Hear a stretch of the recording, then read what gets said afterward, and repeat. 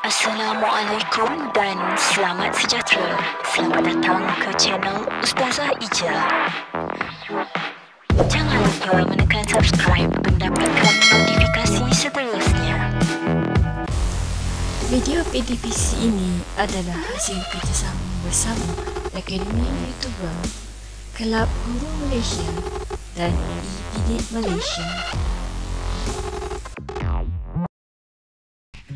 Assalamualaikum dan hai, berjumpa lagi kita. Kali ini Ustazah nak berkongsi tentang buku teks ini. Tada! Buku teks Pendidikan Islam KSSM tingkatan 5. Buku ni adalah terbitan Dewan Bahasa Pustaka, dan dikarang oleh penulisnya adalah 4 orang ustaz-ustazah, iaitu Ustaz Muhammad Tajuddin bin Jamaluddin, Ustazah Khairaniyah binti Abu Hasan, Ustazah Nur Rafidah binti Abdullah dan Ustazah Nur Hasinah binti Adam.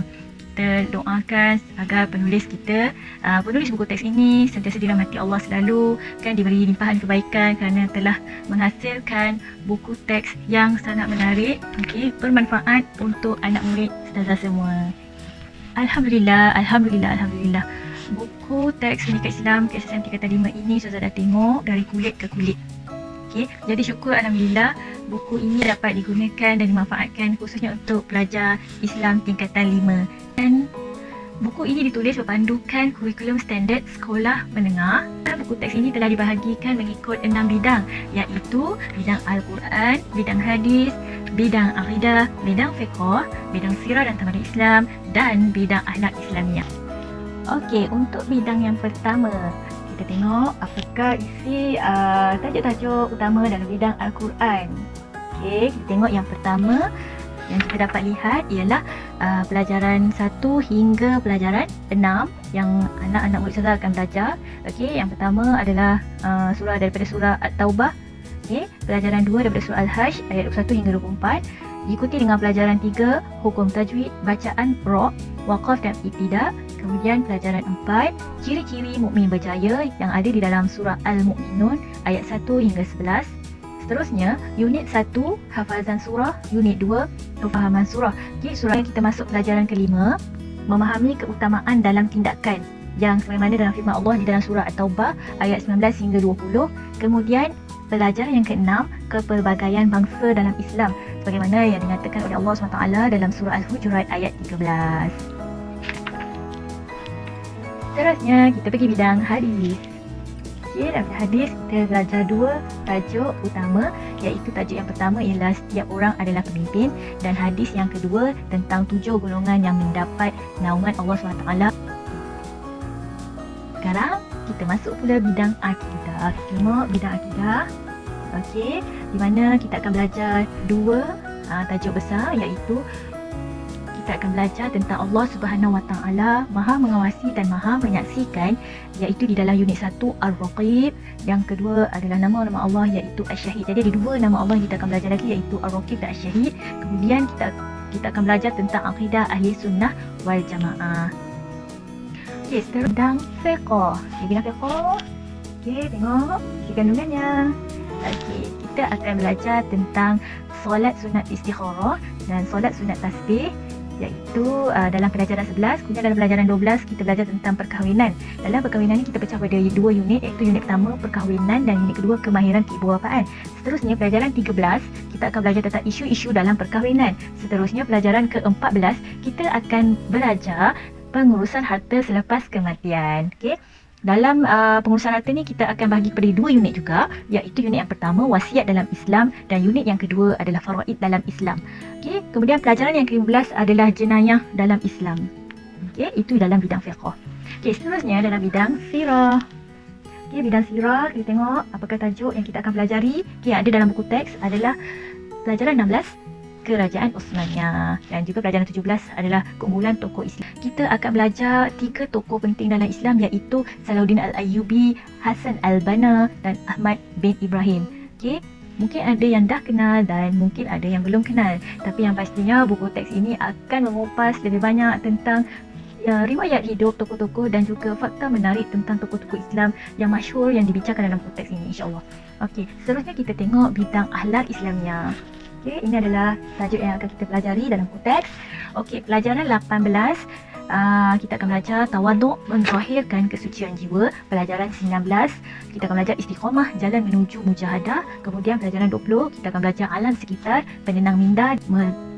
Dan pelajaran 21 iaitu pelajaran yang akhir sekali, kita akan belajar sifat mazmumah meracuni hati.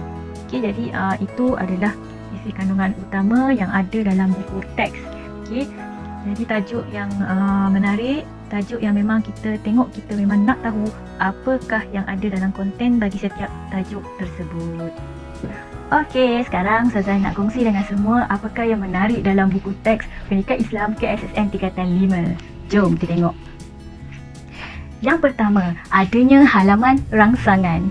Apakah dia halaman rangsangan? Halaman rangsangan adalah muka surat yang pertama bagi setiap bidang, di mana dalam muka surat ini disediakan tajuk-tajuk kecil yang bersama muka surat agar dijadikan rujukan anda semua supaya senang kita nak rujuk mana satu tajuk kecil yang kita nak belajar. Dan kita tak perlu lagi nak buka semula muka surat yang awal tadi untuk tengok isi kandungan utama. Okey, yang kedua, isi pembelajaran yang menarik. Dalam buku teks ini ada mempunyai pelbagai grafik yang menarik dan interaktif untuk dikongsi bersama anak murid Ustazah semua agar lebih jelas dalam memahami setiap tajuk yang kita akan belajar nanti. Contohnya, peta minda tentang rukun nikah, suka tu. Okey, dan juga peta minda tentang memilih dan tahu bagaimana syarat bakal suami. Okay. Selain itu, ada juga peta minda tentang rukun faraid dan juga telah digambarkan situasi bagaimana berlakunya cerai. Okay. Bagaimana berlakunya cerai digambarkan dalam bentuk gambaran. Okay. Selain itu, dalam bidang sirah dan tamadun Islam telah juga disediakan potret-potret tokoh-tokoh Islam yang termasyhur pada masa dulu, iaitu contohnya pada zaman kerajaan Uthmaniyah.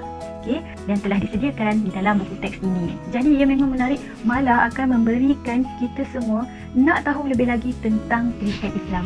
Yang ketiga, adanya aktiviti dan penilaian. Okay, selalunya aktiviti dan penilaian ni kita akan lakukan di dalam kelas.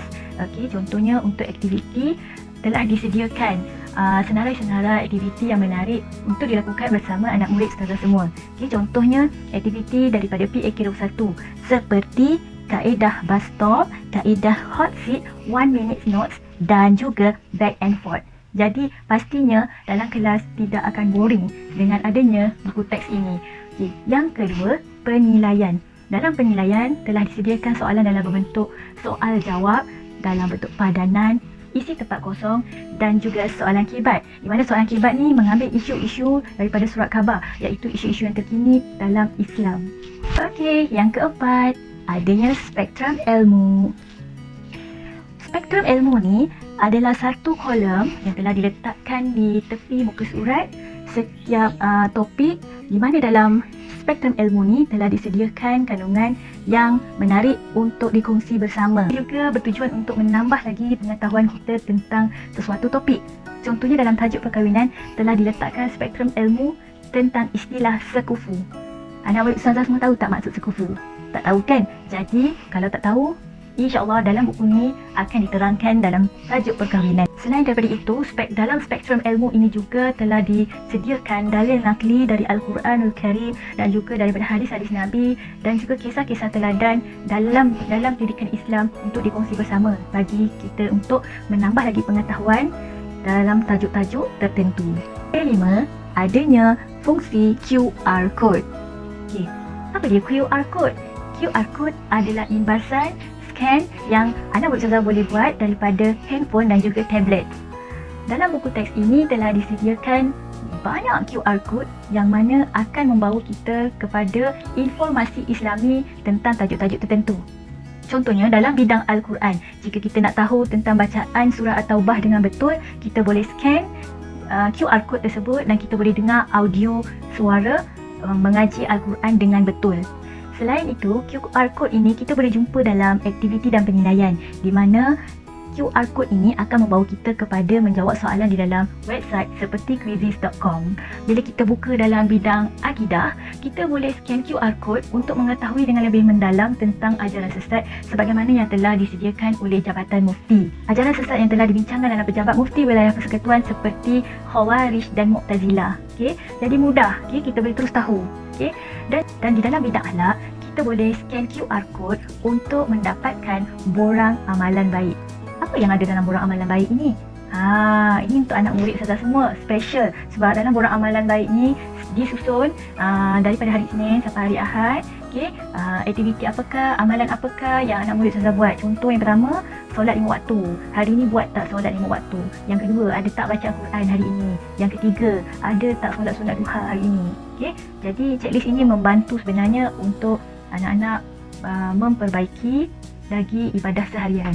Keenam, okey, adanya AR code. Apakah dia AR code?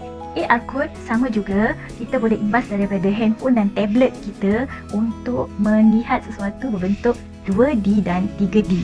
Okey, di mana dalam tajuk sirah, okey, tajuk Kerajaan Uthmaniyah telah diletakkan AR code untuk kita melihat secara animasi bagaimana tempoh Kerajaan Uthmaniyah berlaku. Jadi menarik bukan? Okey, untuk nak tengok AR code, QR code, isi pembelajaran yang menarik, yang grafik yang menarik ni, boleh dapatkan buku teks tingkatan 5 KSSM. Allah, nanti anak murid saudara semua pastinya berpuas hati dan seronok untuk belajar. Mudah-mudahan dengan adanya buku teks yang interaktif dan hebat ini dapat menjadikan anak murid ustazah seorang khalifah Allah yang berilmu, beriman dan bertakwa, dan juga dapat menyumbangkan sesuatu kepada agama, bangsa dan negara, khususnya demi kejayaan anak-anak semua di dunia dan di akhirat, insya-Allah. Terima kasih kerana menonton sehingga ke akhir video. Sebagai tanda sokongan, tekan subscribe dan like untuk mendapatkan notifikasi seterusnya. Barakallahu fikum.